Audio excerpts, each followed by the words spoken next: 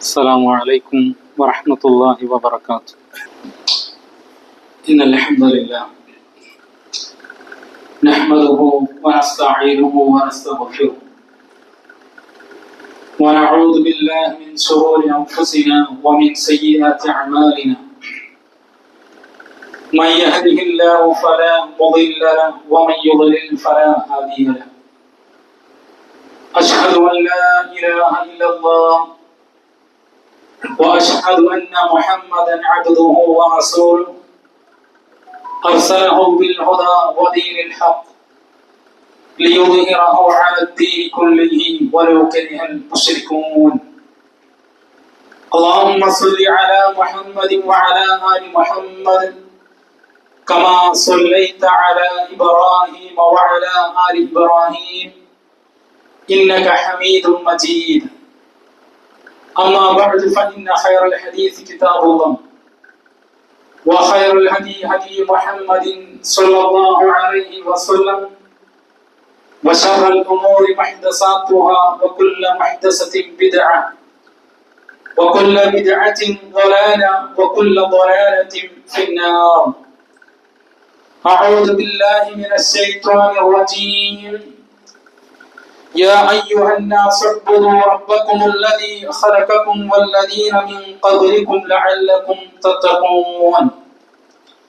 يا أيها الناس اتقوا ربكم الذي خلقكم من نفس واحدة وخلق منها زوجها وبث منهما رجالا كثيرا ونساء واتقوا الله الذي تساءلون به والأرحام إن الله كان عليكم رقيبا. بسم الله الرحمن الرحيم. وقضى ربك ألا تعبدوا إلا إياه وبالوالدين إحسانا إما يبلغن عندك الكبر أحدهما أو كلاهما فلا تقل لهما أف ولا تنهرهما وقل لهما قولا كريما. رب اشرح لي صدري ويسر لي أمري واحلل عقدة من لساني يفقهوا قولي. സ്നേഹം നിറഞ്ഞ വിശ്വാസികളെ, ലോകരക്ഷിതാവായ അല്ലാഹു സുബ്ഹാനഹു വ തആലയെ ജീവിതത്തിന്റെ എല്ലാ മേഖലകളിലും സൂക്ഷിച്ചുകൊണ്ട് തഖ്വയോടുകൂടി ആദ്യാവസാനം നമ്മൾ ജീവിക്കണമെന്ന് ആദ്യം സ്വന്തത്തെ, തുടർന്ന് ഈ ശബ്ദത്തെ ശ്രമിക്കുന്ന എല്ലാ സഹോദരി സഹോദരന്മാരോടും ഉണർത്തുകയാണ്, വസിയ്യത്ത് ചെയ്യുകയാണ്. യഥാർത്ഥ മുഅ്മിനായി ജീവിക്കുവാൻ, ലാ ഇലാഹ ഇല്ലല്ലാഹ് എന്ന കലിമത്തു തൗഹീദ് അത് ഉച്ചരിച്ച് മരണപ്പെടുവാൻ റബ്ബ് സുബ്ഹാനഹു വ തആല നമുക്ക് എല്ലാവർക്കും തൗഫീഖ് നൽകി അനുഗ്രഹിക്കുമാറാകട്ടെ. നാടിന്റെ വ്യത്യസ്ത ദിക്കുകളിൽ നിന്ന് മനസ്സിനെ പ്രയാസപ്പെടുത്തുന്ന വാർത്തകളാണ് നമ്മൾ കേൾക്കുന്നത്. യുദ്ധത്തിന്റെ ഭീതിയിൽ നിന്ന് റബ്ബ് സുബ്ഹാനഹു വ തആല നമ്മുടെ നാടിനെ മാറ്റി ശാന്തിയും സമാധാനവുമുള്ള ഒരു അന്തരീക്ഷത്തെ റബ്ബ് സുബ്ഹാനഹു വ തആല നമുക്ക് പ്രദാനം ചെയ്ത് അനുഗ്രഹിക്കുമാറാകട്ടെ. ആമുഖമായി ഓതി വച്ച വചനം ആർക്കും പ്രത്യേകിച്ച് പരിചയപ്പെടുത്തേണ്ടതില്ല. പരിശുദ്ധ ഖുർആൻ സൂറത്തുൽ ഇസ്രായിലെ 23-ാമത്തെ വചനം, വഖദാ റബ്ബുക അല്ലാ തഅ്ബുദു ഇല്ലാ ഇയ്യാഹു. റബ്ബിന്റെ ഒരു കൽപ്പനയുണ്ട്. അതെന്താ? അല്ലാ തഅ്ബുദു ഇല്ലാ ഇയ്യാഹു. ആ റബ്ബിനെ മാത്രമേ നിങ്ങൾ ആരാധനകൾ അർപ്പിക്കാൻ പാടുള്ളൂ. എന്റെ ജീവിതത്തിൽ, നമ്മുടെ ജീവിതത്തിൽ എന്ത് പ്രശ്നങ്ങൾ ഉണ്ടാകട്ടെ, പ്രതിസന്ധികൾ ഉണ്ടാകട്ടെ, പ്രയാസങ്ങൾ ഉണ്ടാകട്ടെ, ആ പ്രശ്നങ്ങൾക്കൊക്കെ പരിഹാരമായ റബ്ബ് നിശ്ചയിച്ചത് ഏതെങ്കിലും ഔലിയാക്കളുടെ, തങ്ങളുടെ ബീവിമാരുടെ അതുപോലെ തന്നെ ജാറത്തിലേക്കല്ല നിങ്ങൾ നിങ്ങളുടെ പ്രാർത്ഥനകൾ, ആരാധനകൾ തിരിച്ചുവിടേണ്ടത്. മറിച്ച് ആ സന്ദർഭത്തിൽ നിന്റെ പ്രയാസങ്ങൾക്ക്, പ്രശ്നങ്ങൾക്ക് പരിഹാരം അത് ദുആയിലൂടെയാണ്. ആ ദുആ എന്നോട് മാത്രമായിരിക്കണം. ഇത് പറഞ്ഞതിന് ശേഷം പരിശുദ്ധ ഖുർആൻ പറഞ്ഞു വബിൽ വാലിദൈനി ഇഹ്സാന. അത് കഴിഞ്ഞാൽ നീ ശ്രദ്ധിക്കേണ്ട മറ്റൊരു കാര്യം, നിന്റെ മാതാപിതാക്കൾക്ക് അവർക്ക് നന്മ ചെയ്യണം. ഇന്ന് പരിശുദ്ധ ഖുർആൻ പറഞ്ഞ എന്താ? ഇമ്മാ യബ്ലുഗന്ന ഇൻദകൽ കിബ്റ അഹദുഹുമാ ഔ കിലാഹുമാ. ഉപ്പയുമ്മയുണ്ട്, അതിലല്ലെങ്കിൽ ആരെങ്കിലും ഒരാളാണുള്ളത്, അവര് വാർദ്ധക്യത്തിലെത്തിയിരുന്ന പ്രയാസത്തിലാണ് എന്നുണ്ടെങ്കിൽ പോലും അല്ലേ, അവരോട് നിങ്ങൾ എങ്ങനെയാണ് പെരുമാറേണ്ടത്? ഫലാ തഖുൽ ലഹുമാ ഉഫ്ഫിൻ. എന്നൊരു വാക്ക് പോലും പറയാൻ പാടില്ല. ഇപ്പൊ വാർദ്ധക്യത്തിൻ്റെതായ പ്രശ്നങ്ങൾ, പ്രയാസങ്ങൾ, ബുദ്ധിമുട്ടുകൾ, രോഗങ്ങൾ എന്തുണ്ടാകാം. ആ സന്ദർഭത്തിൽ മക്കൾ എന്ന നിലക്ക് നമുക്ക് ബാധ്യതകളുണ്ട്. അവരോട് ശുശ്രൂഷിക്കാൻ, അവരെ സ്നേഹത്തോടു കൂടി തലോടുക, അവർക്ക് രോഗീ പരിചരണങ്ങൾ കൊടുക്കുക. ആ സന്ദർഭത്തിൽ നമ്മൾ ക്ഷമിക്കേണ്ടതുണ്ട്. പ്രായത്തിൻ്റെതായ ബുദ്ധിമുട്ടുകൾ നിങ്ങൾക്ക് വരാം. ആ സന്ദർഭത്തിൽ ക്ഷമ കെട്ടുകൊണ്ട്, വാക്കുകൊണ്ട്, പ്രവർത്തി കൊണ്ട് നിങ്ങൾ അക്ഷമരാകരുത്. എന്ത് വേണം? ചേർന്നൊരു വാക്കുപോലും നിങ്ങളുടെ വായിൽ നിന്ന് അല്ല, മനസ്സിൽ നിന്ന് പോലും ഉണ്ടാകരുത്.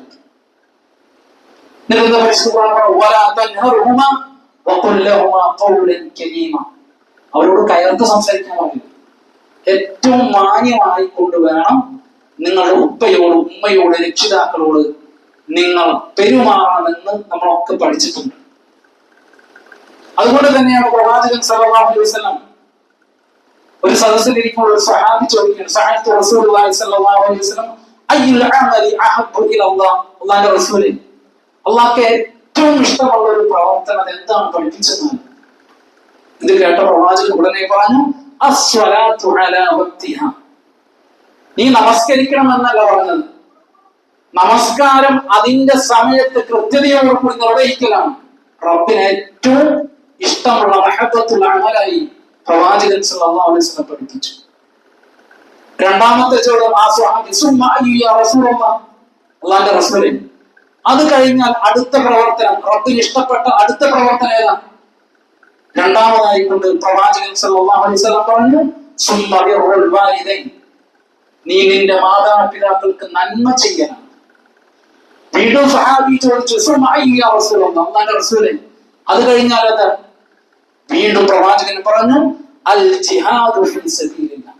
റബ്ബിന്റെ മാർഗത്തിലുള്ള ജിഹാദ്, ധർമ്മസമരം. നമ്മൾ ആലോചിച്ചു നോക്കൂ, ജിഹാദിനേക്കാൾ മുൻഗണന പ്രവാചകൻ മാതാപിതാക്കൾക്കുള്ള ബാധ്യതയായി, കൃത്യങ്ങൾ നിർവഹിക്കുന്നവരായി പഠിപ്പിച്ചിട്ടുണ്ടെങ്കിൽ ആ ഒരു പ്രാധാന്യത്തെ സൂചിപ്പിക്കുന്ന ഒരു ഹദീസ് സംഭവം നമ്മൾ കേട്ടു. പ്രവാചകൻ സല്ലല്ലാഹു അലൈഹി വസല്ലമയോട് ചോദിക്കുന്നു, സല്ലല്ലാഹു അലൈഹി വസല്ലം, നബിയുടെ അടുക്കിലേക്ക് ഒരു സഹാബി വന്നോ, ഒരു മനുഷ്യൻ വന്നോ അല്ലേ? എന്നിട്ട് പ്രവാചകനോട് ചോദിക്കുന്നു, പ്രവാചകരെ, എനിക്ക് ജിഹാദിന് അനുമതി തന്നാലും, ജിഹാദിന് അനുമതി തന്നാലും. ഈ സന്ദർഭത്തിൽ പ്രവാചകൻ സല്ലല്ലാഹു അലൈഹി വസല്ലം ചിന്തിച്ചത് അംഗബലമില്ല, ആയുധബലമില്ല, ശരി ഒരാളെ കൂടി കിട്ടിയാൽ അൽഹംദുലില്ലാഹ് എന്നല്ല പറഞ്ഞത്. ആ ചോദിച്ച അനുവാദം ചോദിച്ച സ്വഹാബിയോട് പ്രവാചകൻ സല്ലല്ലാഹു അലൈഹി വസല്ലം ചോദിച്ചു അഹയ്യുൻ വാലിദാക. ഉപ്പമ്മ ജീവിച്ചിരിപ്പുണ്ട്, ഹയാത്തിലുണ്ട്. ഈ കേട്ട സ്വഹാബി ചോദിച്ച് പറഞ്ഞത് നഅം, അതെ. ഇത് കേട്ട പ്രവാചകൻ സല്ലല്ലാഹു അലൈഹി വസല്ലം പറഞ്ഞു, എന്താ പറഞ്ഞത്? ഫഫീഹിമാ ഫജാഹിദ്. നിനക്കുള്ള ജിഹാദ് നിന്റെ ഉപ്പാടെടുത്ത് ഉമ്മാടെടുത്ത്. എന്താ? അവർ രോഗികളാണ്, വാർദ്ധക്യത്തിലാണ്, പ്രയാസത്തിലാണെങ്കിൽ അവരെ ശുശ്രൂഷിക്കുക, രോഗി പരിചരണം നടത്തുക, സ്വാഗതത്തിന്റെ വാക്കുകൾ, പ്രവർത്തികൾ, തടവലുകൾ അല്ലേ, അത് കൊടുക്കലാണ് നിനക്കുള്ള ജിഹാദ് എന്ന് പഠിപ്പിച്ച, അതറിഞ്ഞ വ്യക്തികളാണ് നമ്മളെല്ലാവരും. പ്രവാചകൻ സല്ലല്ലാഹു അലൈഹി വസല്ലം പറഞ്ഞ മറ്റൊരു സന്ദർഭം അള്ളാന്റെ തൃപ്തി മാതാപിതാക്കൾ തൃപ്തിയാണ്. റബ്ബിന്റെ കോപം മാതാപിതാക്കളുടെ കോപത്തിന്. ഇതൊക്കെ നമ്മൾ പഠിച്ചിട്ടുണ്ട് അല്ലേ?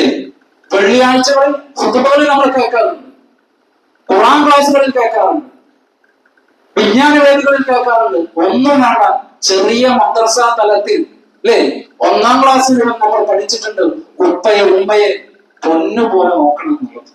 ഇതൊന്നും കേൾക്കാത്തവർ പ്രത്യേകിച്ച് നമ്മൾക്കിടയിൽ ഉണ്ടാകില്ല. പക്ഷേ കാലഘട്ടത്തിലെ വാർത്തകൾ നമ്മളെ ഓർമ്മപ്പെടുത്തുന്നത് മകൻ തലക്കടിച്ചു കൊന്നു, അല്ലേ? മകൻ വീട്ടിൽ കയറി വരുന്നത് ഉമ്മ ഭയത്തോടു കൂടിയാണ് കാണുന്നത്. മകനെങ്ങാനും അല്ലേ ഒരു ഉമ്മയോട് പെരുമാറേണ്ട രൂപത്തിലല്ല മകന്റെ പെരുമാറ്റം, നോട്ടം പ്രവർത്തി.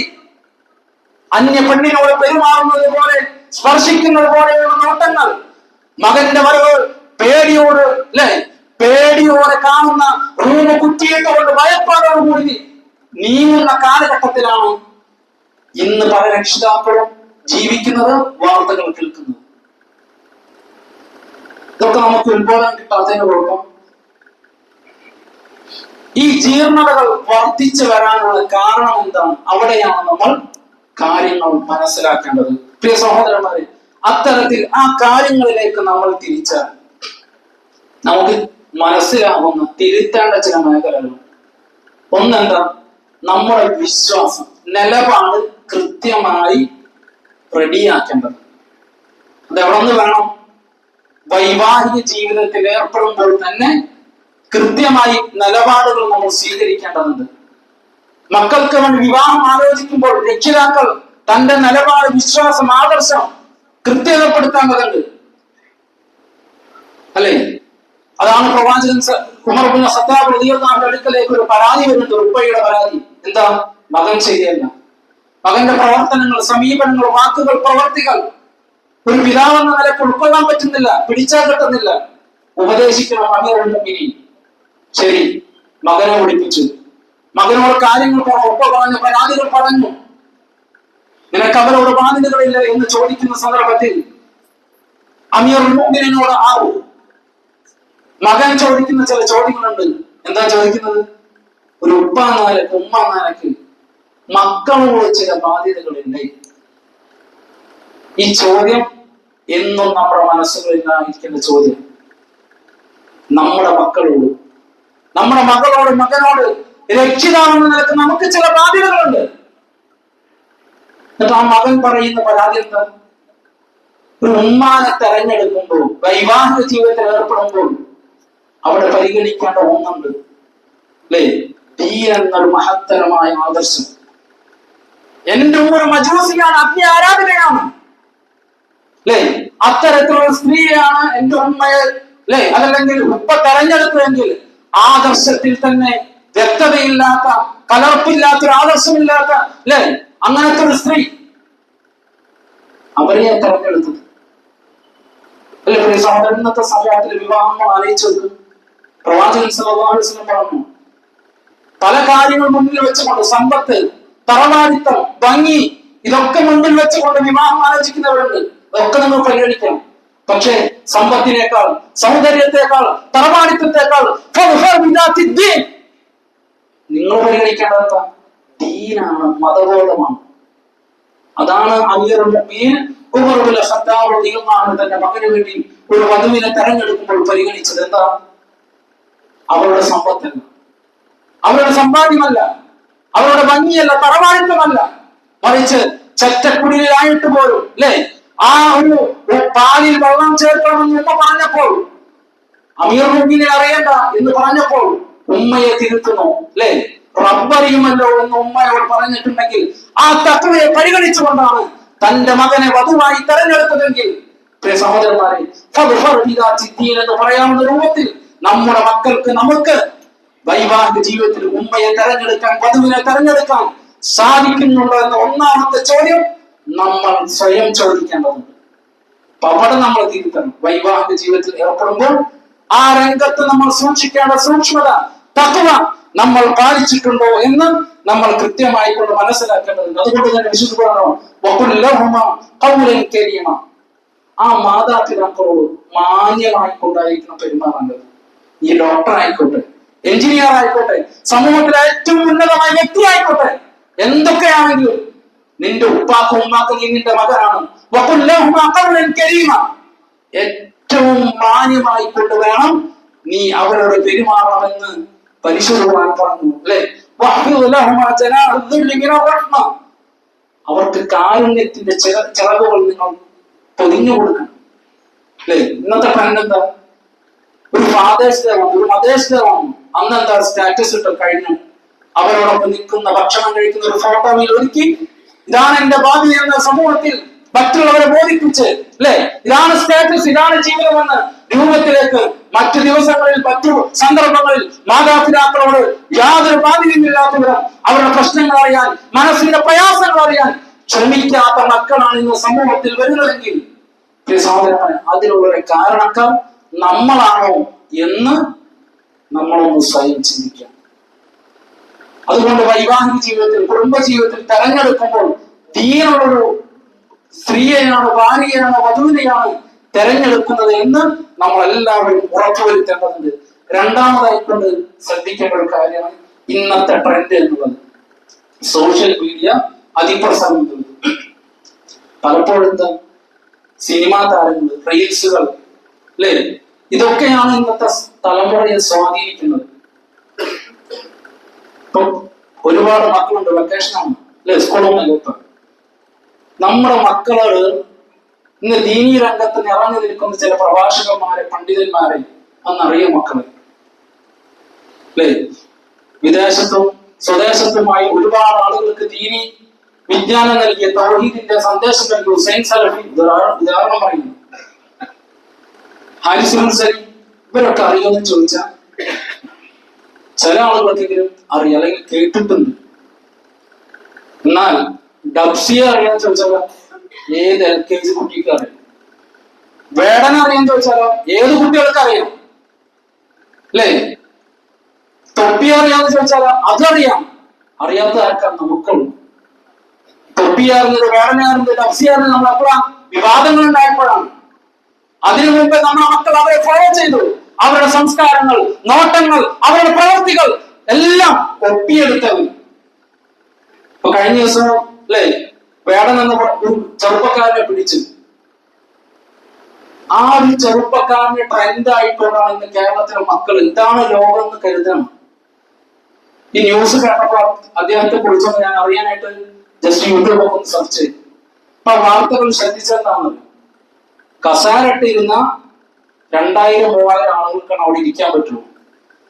കസാരൊക്കെ മാറ്റി നിന്ന് കേൾക്കാനാണെങ്കിൽ 6000-7000 മാക്സിമം ആൾക്കാർ, ഇത്ര ആളുകൾക്ക് അവിടെ കേൾക്കാൻ പറ്റും. പക്ഷെ അവിടെ ഒരുമിച്ച് കൂടി എത്ര 15,000-20,000 അടക്കി ചെറുപ്പക്കാർ ഒരുമിച്ച് പോയി. ഇതെന്തോ ഒരു വലിയ സംഭവമാണ്. അദ്ദേഹത്തിന്റെ കൂടെ സെൽഫി എടുക്കാൻ, കെട്ടിപ്പിടിക്കാൻ, അല്ലെ, ഛായാചിത്രം അത് വരച്ചുകൊണ്ട് കൊടുക്കാൻ, അത് ഫോട്ടോ എടുക്കാൻ, സോഷ്യൽ മീഡിയയിൽ ഇടാൻ, ഇതാണ് ലോകം എന്ന രൂപത്തിൽ അവർ തെറ്റിദ്ധരിക്കാൻ. എന്നിട്ട് എന്താ പറയുന്നത്? മയക്കും പിടിച്ച് മക്കളെ ഞാൻ കുടിക്കാറുണ്ട് കേട്ടോ, വലിക്കാറുണ്ട്, പക്ഷെ സിന്തറ്റിക് ലഹരി മാത്രം നിങ്ങൾ തുടരുത്. ഇതാ പറയുന്നത്. ഇതാണ് ഇസ്ലാം, ഇതാണ് ദീൻ. അതുകൊണ്ട് നമ്മൾ എന്ത് വേണം? അത്തരം അതിപ്രസരങ്ങൾ പ്രിയ സഹോദരന്മാരെ കൃത്യമായി കൊണ്ട് ചതിക്കുഴികളെ തിരിച്ചറിഞ്ഞ് മക്കളെ തിരുത്തി കൊടുക്കേണ്ടതുണ്ട്. തൗഹീദിന്റെ ബാലപാഠങ്ങൾ, ആഖിറത്തിന്റെ ബാലപാഠങ്ങൾ കൃത്യമായിക്കൊണ്ട് നമ്മുടെ മക്കൾക്ക് പകർന്നു നൽകിയിട്ടില്ല എന്നുണ്ടെങ്കിൽ നമ്മൾ എന്ത് വേണം? വളരെ വലിയ വില കൊടുക്കേണ്ടി വരും. വെറുതെ പറഞ്ഞല്ലേ, അല്ലെ? ഇന്ന് ഈ ഒരു കാലം എന്നുള്ളത് മക്കൾ രക്ഷിതാക്കളുടെ സേവനം അത് ചെറുതായി കാണാൻ, വളരെ ചെറുതായി കാണുന്നത്, നിസ്സാരവൽക്കരിച്ചുകൊണ്ടാണ് ഇന്നത്തെ മക്കൾ കാണുന്നത്. ഒരു ടൂറിന് പൈസ ചോദിച്ചാൽ കിട്ടിയില്ലെങ്കിൽ അപ്പോൾ, അല്ലെ, പിണങ്ങും. ഒരു ബൈക്ക് കിട്ടിയില്ലെങ്കിൽ, ഒരു ഐഫോൺ കിട്ടിയില്ലെങ്കിൽ അതിന്റെ പേരിൽ വാങ്ങും, അല്ലേ? എന്നിട്ട് ആത്മഹത്യ ഭീഷണി. അതെല്ലാം ഉമ്മയോട് കയർക്കും, ഞാൻ ഇന്നത് ചെയ്യും, അത് ചെയ്യും, ഇത് ചെയ്യും എന്ന് പറഞ്ഞുകൊണ്ട് ഭീഷണിയാണ്, മുഴുവൻ. ഈ രൂപത്തിൽ സമൂഹത്തെ അല്ലെങ്കിൽ ഈ തലമുറയെ ഈ രൂപത്തിൽ എന്തെങ്കിലേക്ക് എത്തിക്കുന്നത് എന്താണ്? അവിടെയാണ് നമ്മൾ തിരുത്തേണ്ടത്. അവിടെയാണ് മക്കൾക്ക് ധാർമ്മിക ബോധം നമ്മൾ കൃത്യമായി കൊണ്ട് പകർന്നു നൽകേണ്ടത്. നിങ്ങള് പല ലിബറൽ ചിന്താഗതികളിൽ നിന്ന് വർദ്ധിച്ചു വരണം. മൈ ബോഡി മൈ ചോയ്സ്, എന്റെ ശരീരം അതെന്റെ ഇഷ്ടം. അവിടെ ആരും ഒന്നും ചോദിക്കാൻ വരേണ്ടതില്ല. പണ്ടൊക്കെ ഉപ്പയുടെ ഉമ്മയുടെ കൈ പിടിച്ച് അഭിമാനത്തോടുകൂടി സ്കൂളിലേക്ക് ക്യാമ്പസുകളിലേക്ക് പോയിട്ടുണ്ടെങ്കിൽ ഇന്ന് പല വിദ്യാർത്ഥികൾക്കും മടിയാണ് തന്റെ ഉപ്പാടെ ഉമ്മാടെ കൈപിടിച്ച് നടക്കാൻ. കാരണം എന്താ? കൂടെയുള്ള ഫ്രണ്ട്സുകൾ ഉണ്ടാവും, ഫ്രണ്ട്സ് സർക്കിൾ ഒരുപാട് ആളുകൾ ഉണ്ടാവും. അവരുടെ ഉപ്പ ഉമ്മ അല്ലേ ചുണ്ടിൽ ചായം തേച്ച് മുഖം മിനുക്കി അല്ലെ വലിയ വലിയ വാഹനത്തിൽ വന്നാണെന്നോ എന്റെ ഉപ്പാക്ക് ഭംഗിയില്ല, തൊലിച്ചൊരുങ്ങിയിട്ടുണ്ട്, ഉമ്മ പറഞ്ഞിട്ടാ വരുന്നത്. അതുകൊണ്ട് ഈ പരിഷ്കാര സമൂഹത്തിന് മുമ്പിൽ ഇരുത്താൻ പറ്റിയ ഉപ്പയല്ല ഉമ്മയല്ല ഇവരെന്ന് മനസ്സിലാക്കുന്നു ഇന്നത്തെ വിദ്യാർത്ഥികൾ. അതുകൊണ്ട് പല ആളുകൾ എന്താ രക്ഷിതാക്കളെ കൊണ്ടുവരാൻ വിദ്യാർത്ഥികൾ മടിക്കുന്നത് എന്റെ ഉപ്പയാണ് ഉമ്മയാണ് എന്ന് പറഞ്ഞ് അഭിമാനത്തോടുകൂടി പറയാൻ പല വിദ്യാർത്ഥികളും ഇന്ന് മക്കൾ പേടിച്ചല്ലെങ്കിൽ ഭയക്കാണ്. എന്തോന്ന് അവരെ പിടികൂടുന്നുണ്ടെങ്കിൽ പ്രിയ സഹോദരന്മാരെ നമ്മൾ കൃത്യമായി കൊണ്ട് കാര്യങ്ങൾ അവർക്ക് ബോധ്യപ്പെടുത്തി കൊടുക്കേണ്ടതുണ്ട്. എന്തെങ്കിലുമൊക്കെ ഉപദേശം നമ്മൾ കൊടുത്താൽ മോനെ ഇതൊന്നും ചെയ്യാൻ പാടില്ല, റബ്ബിന് ഇഷ്ടമില്ലാത്തതാണ്, ദീന് പഠിപ്പിക്കാത്ത കാര്യമാണെന്ന് പറഞ്ഞാൽ തുടങ്ങും തന്തവൈദ്യം എന്ന് പറഞ്ഞ് നമ്മളെ കളിയാക്കി ഈ തലമുറയെ കളിയാക്കാൻ തുടങ്ങും. അതുകൊണ്ട് എന്ത് വേണം? കൃത്യമായ ധാർമ്മിക ബോധങ്ങൾ രക്ഷിതാക്കൾ എന്ന നിലക്ക് നമ്മുടെ മക്കൾക്ക് കൊടുക്കേണ്ടതുണ്ട്.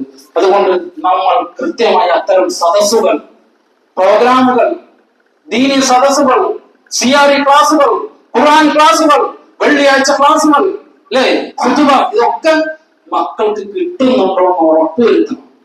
അതെല്ലാം എന്നുണ്ടെങ്കിൽ നമ്മൾ വലിയ ഖേദം വേദിക്കേണ്ടി വരും, അല്ലെ വലിയ ഖേദം വേദിക്കേണ്ടി വരും. പ്രിയ സഹോദരന്മാരെ, ഞാൻ എന്റെ വാക്കുകൾ ചുരുക്കുകയാണ്. ആ അഫാൻ എന്ന സഹോദരൻ അല്ലെ ഉമ്മയുടെ തലക്കടിച്ച് എന്നിട്ട് പോയി മറ്റുള്ളവരൊക്കെ കൊന്നു അല്ലെ. എന്നിട്ട് ഇതൊക്കെ കഴിഞ്ഞ് മീഡിയകൾ ഉമ്മാന്റെ അടുത്ത് ഇന്റർവ്യൂ വന്നപ്പോ ഉമ്മ എന്താ പറഞ്ഞത്? ധാര ചെയ്തത് ഉമ്മക്ക് വല്ല ഓർമ്മ ഉണ്ടോ എന്ന് ചോദിച്ചപ്പോ ഉമ്മാന്റെ മറുപടി എന്താ? ഇല്ലല്ല, എന്റെ മോനല്ല, ഞാൻ ബാത്റൂമിൽ വഴിക്കുമില്ല. അല്ലേ? എത്ര ചവിട്ടിയാലും കൊന്നാലും തീരാത്ത അത്ര സ്നേഹമാണ് ഉമ്മക്ക് നമ്മുടെ അടുത്തെങ്കിൽ ആ ഉമ്മയുടെ കണ്ണുനീര് നമുക്ക് പ്രിയ സഹോദരന്മാരെ സൂക്ഷിക്കേണ്ടതുണ്ട്. മക്കളെ നമ്മൾ സൂക്ഷിക്കേണ്ടതുണ്ട്. അവർ ക്ഷമിക്കുന്നത് മേലുദ്യോഗസ്ഥന്റെ ആട്ടും തൂപ്പും തെറിയും അല്ലെ അവരൊക്കെ ക്ഷമിച്ചുകൊണ്ട് നിൽക്കുന്ന ആർക്ക് വേണ്ടിയാ? നമുക്ക് വേണ്ടിയിട്ടാണ്. എന്റെ മകൻ എന്റെ മകള് ഉന്നതിയിലെത്തണം, നല്ല വിദ്യാഭ്യാസം കിട്ടണം, നല്ല സൗകര്യം കിട്ടണം. അതുകൊണ്ട് എത്ര ആളുകൾ ചീത്ത പറഞ്ഞാലും അല്ലെ ശകാരിച്ചാലും ഉപ്പാക്ക് പ്രതികരണ ശേഷി ഇല്ലാത്തത് കൊണ്ടല്ല, മറിച്ച് എന്റെ ഉപ്പ അല്ലെ ക്ഷമിക്കുന്നത് എന്തിനാ? എനിക്ക് വേണ്ടി. ഉമ്മ അല്ലെ കുടുംബത്തെ ഓർത്തുകൊണ്ടാണ് ഉപ്പ ക്ഷമിക്കുന്നത് മനസ്സിലാക്കി നമ്മൾ അവരോടുള്ള ബാധ്യതകൾ കൃത്യമായി കൊണ്ട് നിറവേറ്റുന്നത്. അത്തരത്തിൽ മക്കൾക്ക്, നമ്മുടെ മക്കൾക്ക്, ഈ സമൂഹത്തിന് ധാർമ്മിക ബോധം നൽകി ജന്നാത്തുൽ ഫിർദൗസിൽ നമ്മളെ കുടുംബത്തോടൊപ്പം റബ്ബ് സുബ്ഹാനഹു വ തആല ഒരുമിച്ച് ചേർത്ത് അനുഗ്രഹിക്കുമാറാകട്ടെ.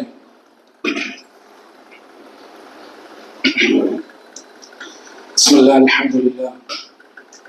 സ്വല്ലല്ലാഹു വസ്സലാമു അലാ റസൂലിൽ അമീൻ വഅലാ ആലിഹി വസഹ്ബിഹി അജ്മഈൻ. അമ്മാ ബഅദ്. യാ അയ്യുഹല്ലദീന ആമനൂ തഖുല്ലാഹ ഹഖ്ക തുഖാതിഹി വലാ തമൂതുന്ന ഇല്ലാ വഅൻതും മുസ്ലിമൂൻ. അല്ലാഹുവിനെ സൂക്ഷിച്ച് ജീവിക്കണമെന്ന് ഒരിക്കൽ കൂടി ഉണർത്തുകയാണ്, വസിയ്യത്ത് ചെയ്യുകയാണ്. സൂചിപ്പിച്ചത്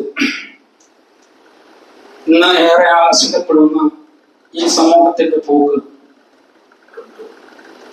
അവരെ കൃത്യമായി ധാർമ്മിക ബോധം കൊടുത്തിട്ടില്ല എന്നുണ്ടെങ്കിൽ നമ്മുടെ കുടുംബത്തിൽ, സമൂഹത്തിൽ, ചുറ്റുപാടിൽ, മഹല്ലുകളിൽ അതിന്റെ നേർസാക്ഷികളായി നമ്മൾ ഒരു പക്ഷെ മാറിയേക്കാം. അതിന്റെ ഗൗരവത്തെ കുറിച്ചാണ് നമ്മൾ സൂചിപ്പിച്ചത്. ഇപ്പൊ കഴിഞ്ഞ ദിവസം എനിക്കൊരു സുഹൃത്ത് അയച്ചൊരു വീഡിയോ ഉണ്ട്. തൃശ്ശൂരിൽ നടന്നൊരു പൂരം. ആ പൂരത്തിന്റെ ആ രംഗങ്ങൾ കാണാനായിക്കൊണ്ട് കുറച്ച് ചെറുപ്പക്കാരും സഹോദരിമാരുമാണ്. 5-6 ആൺകുട്ടികളും പെൺകുട്ടികളും. ആളുകളൊന്നും കാണാത്തൊരു സ്ഥലത്ത് എല്ലാവരും വന്നിരിക്കുകയാണ്, ആൺകുട്ടികളും പെൺകുട്ടികളും. മെമ്പറിൽ ഇത്ര പറയാൻ എനിക്ക് പല മടിയുണ്ട്. ആ രംഗം കണ്ട അത്ര പ്രയാസപ്പെടുത്തുന്ന രംഗങ്ങളാണ്. എന്നിട്ട് ഒരു ബെഡ്റൂമിൽ എന്തൊക്കെ ചെയ്യും അതൊക്കെ പബ്ലിക് ആയിക്കൊണ്ട് അപ്പുറം ചെയ്തിട്ട് ചെയ്യും. ഈ രൂപത്തിൽ നമ്മുടെ മക്കൾ അല്ലെങ്കിൽ നമ്മുടെ ഈ തലമുറ മാറുന്നുണ്ടെങ്കിൽ അവരെ ധാർമ്മികപരമായി ഉയർത്തിക്കൊണ്ടുവരൽ നിർബന്ധവാദിയെന്നും രക്ഷിതാക്കൾ എന്ന നിലക്ക്, ഈ സമൂഹത്തിലെ വ്യക്തികൾ എന്ന നിലക്ക്, മഹല്ലിലെ ഭാരവാഹികൾ എന്ന നിലക്ക് നിരീശ്വരവാദങ്ങൾ വർദ്ധിച്ചു വരികയാണ്, ലിബറൽ ചിന്താഗതികൾ വർദ്ധിച്ചു വരികയാണ്. എന്തിനു പരിഹാരം? ധാർമ്മികപരമായ അറിവുകൾ നമ്മൾക്കുണ്ട്. മഹാനായ നൂഹ് നബി അലൈഹി സ്വലാത്തു വസ്സലാം അല്ലേ, പ്രളയം വന്നു, മകനോട് പറഞ്ഞു മോനെ ഇങ്ങോട്ട് വാ, കപ്പലിൽ കയറി രക്ഷയുടെ മാർഗത്തിൽ കയറിക്കോ എന്ന് പറഞ്ഞപ്പോൾ മകൻ കൂട്ടാക്കിയില്ല. അതുപോലെ ഈ ഒരു വലിയ തിന്മയിലേക്ക് ഈ സമൂഹം പോയിക്കൊണ്ടിരിക്കുമ്പോൾ, ക്യാമ്പസുകൾ പോയിക്കൊണ്ടിരിക്കുമ്പോൾ, ആ ക്യാമ്പസിലെ വിദ്യാർത്ഥികൾക്ക് ധാർമ്മിക ബോധം നൽകുക എന്നുള്ളത് ഈ ഒരു തലമുറയിൽ രക്ഷിതാക്കൾ എന്ന നിലയ്ക്ക് നമുക്ക് എല്ലാവർക്കും വ്യക്തിപരമായ ചില ബാധ്യതകളുണ്ട്. അതെല്ലാം എന്നുണ്ടെങ്കിൽ പല അഫാന്മാരും നമ്മുടെ വീട്ടിൽ, നമ്മുടെ മഹല്ലുകളിൽ ജന്മം കൊണ്ടേക്കാം. ലഹരി അതിന്റെ അതിപ്രസരം നമ്മുടെ കുടുംബത്തിലേക്ക്, അടുക്കളകളിലേക്ക് വന്നേക്കാം. ഉമ്മയെ ഉമ്മയായി കാണാതെ അന്യ സ്ത്രീകളെ പെരുമാറുന്നത് പോലെ അനാവശ്യ സംസാരങ്ങൾ, നോട്ടങ്ങൾ, അതിന്റെ പ്രക്രിയകൾ വീഡിയോ എടുത്ത് യൂട്യൂബിൽ ചെയ്യാം. ലഹരിക്ക് വേണ്ടി ആരെയും കൊല്ലപ്പെടുത്താം. ഇതൊക്കെ നമ്മുടെ മഹല്ലുകളിൽ വീട്ടിൽ നടക്കാതിരിക്കണമെങ്കിൽ എന്ത് വേണം? നമ്മുടെ മക്കൾക്ക് കൃത്യമായി കൊണ്ടുള്ള അറിവ് കൊടുക്കണം. അതിനെന്ത് വേണം? മദ്രസ സംവിധാനം ഉപയോഗപ്പെടുത്തണം. വെള്ളിയാഴ്ച ഖുതുബകൾ നാം ഉപയോഗപ്പെടുത്തണം. ഖുർആൻ ക്ലാസുകൾ ഉപയോഗപ്പെടുത്തണം. വിജ്ഞാന സദസ്സുകൾ നമ്മൾ ഉപയോഗപ്പെടുത്തണം. അല്ലേ? ആ നിലയ്ക്ക് ഇൻഷാ അല്ലാഹ് ഈ വരുന്ന 11-ാം തീയതി വിദ്യാർത്ഥികളെ മാത്രം വിളിച്ചിരുത്തി പെരിന്തൽമണ്ണയിൽ വിളിച്ചൊരു പ്രോഗ്രാം ഉണ്ട്. അവർക്കിടയിൽ നടക്കുന്ന പ്രശ്നങ്ങൾ, ക്യാമ്പസുകളിൽ എന്തൊക്കെയാണ് പ്രശ്നങ്ങൾ, വിദ്യാർത്ഥികൾ, നമ്മുടെ മകൾ അഭിമുഖീകരിക്കുന്നത്, ലഹരിയുടെ അതിപ്രസരം എന്ത്, നിരീശ്വരവാദത്തിന് അപകടം എന്ത്, ഇതൊക്കെ വിദ്യാർത്ഥികൾക്കിടയിലുള്ള വ്യത്യസ്തങ്ങളായ പ്രശ്നങ്ങൾക്കുള്ള പരിഹാരം എന്ന നിലക്ക് ഒരു പ്രോഗ്രാം നടത്തുന്നുണ്ട്. നമ്മൾ എന്ത് വേണം? നമ്മുടെ മക്കളെ 8ാം ക്ലാസ് മുതലുള്ള മുഴുവൻ ആൺകുട്ടികളെയും പെൺകുട്ടികളെയും രജിസ്റ്റർ ചെയ്യുക. അതിന്റെ പരിഹാരം എന്ന നിലക്ക് നമ്മൾ അവിടെ ആ ഒരു സദസ്സിലേക്ക് എത്തിക്കുക, അവർ വീക്ഷിക്കുക, കൃത്യമായി കാര്യങ്ങൾ ശ്രമിക്കുന്നത് ഉറപ്പുവരുത്തുക. ഇൻഷാ അല്ലാഹ് നമ്മുടെ ഈ പാവറട്ടിയിൽ നിന്ന്, പാടൂരിൽ നിന്നും വാഹനങ്ങളുണ്ട്. പുറത്തതിന്റെ വിദ്യാർത്ഥികൾ അല്ലെങ്കിൽ പള്ളിഭാരങ്ങൾ ഒക്കെ ഇവിടെ ഉണ്ട്. ആരെങ്കിലും ഇങ്ങനെ രജിസ്റ്റർ ചെയ്യാൻ വിട്ടുപോയിട്ടുണ്ടെങ്കിൽ ആ വാഹനത്തിൽ എന്റെ മകന് സീറ്റ് വേണം, ഭക്ഷണം വേണമെന്ന് പറഞ്ഞ് അവരുടെ പേരും മറ്റു ഡീറ്റെയിലും പുറത്തു കൊടുക്കണം. ജുമാ കഴിഞ്ഞാൽ ഈ വരുന്ന ഞായറാഴ്ചയാണ് വൈകുന്നേരം 4 മണിക്കാണ് പ്രോഗ്രാം. അതിന്റെ മുന്നോടിയായി ഒരു എക്സ്പോ നടക്കുന്നത്. ദ സൊല്യൂഷൻ, പരിഹാരം എന്നാണ് അതിന്റെ ശീർഷകം. വിദ്യാർത്ഥികൾക്കിടയിലുള്ള പ്രശ്നങ്ങൾ എന്തൊക്കെയാണ്, അതിനുള്ള പരിഹാരം എന്താണ്, ഒരു എക്സ്പോ അതിലൂടെ നമുക്ക് വിശദീകരിച്ച് കഴിയുന്ന രക്ഷിതാക്കൾ എന്ത് വേണം? കുടുംബസമേതം മക്കളുമായിക്കൊണ്ട് പല സ്ഥലങ്ങളിലേക്ക് ടൂർ പോകാറുണ്ട്. ഈ ഒരു വൈജ്ഞാനിക കേന്ദ്രത്തിലേക്ക് നമ്മൾ ഇൻഷാ അല്ലാഹ് അതിലേക്ക് കൂടി നമ്മുടെ മക്കളെ എത്തിച്ച് അതിന്റെ പരിശുദ്ധ പ്രവാചകന്റെ സുന്നത്തുകളിലൂടെ കണ്ണോടിപ്പിക്കാൻ നമ്മൾ എന്ത് വേണം? ഒരു ശ്രമം, ബോധപൂർവമായ ശ്രമം രക്ഷിതാവെന്ന നിലക്ക് നമ്മുടെ ഭാഗത്തുനിന്നുണ്ടാകണം. ആ രൂപത്തിൽ റബ്ബ് സുബ്ഹാനഹു വ തആല നമ്മുടെ മക്കളെ കൺകുളിർമ നൽകുന്ന മക്കളായി ഈ തലമുറയെ റബ്ബ് സുബ്ഹാനഹു വ തആല മാറ്റി തീർക്കുമാറാകട്ടെ. അല്ലാഹു നാളെ നിന്റെ ജന്നാത്തുൽ ഫിർദൗസിൽ ഞങ്ങളെല്ലാവരെയും നീ കുടുംബസമേതം ഞങ്ങളെ പ്രവേശിപ്പിക്കണം റഹ്മാനെ. അതുപോലെ തന്നെ ഒരുപാട് രോഗം കൊണ്ട് പ്രയാസപ്പെടുന്നുണ്ട്. അവരുടെ രോഗങ്ങളും പ്രശ്നങ്ങളും പ്രയാസങ്ങളും ശിഫാഉൻ ആജിൽ നൽകി അനുഗ്രഹിക്കണം റഹ്മാനെ. اللهم اغفر للمؤمنين والمؤمنات والمسلمين والمسلمات الأحياء منهم والأموات إنك مجيب دعوات يا قاضي الحاجات. اللهم أجرنا من النار، اللهم أجرنا من النار، اللهم أجرنا من النار. ربنا آتنا في الدنيا حسنة وفي الآخرة حسنة وقنا عذاب النار. آمين آمين برحمتك يا أرحم الراحمين.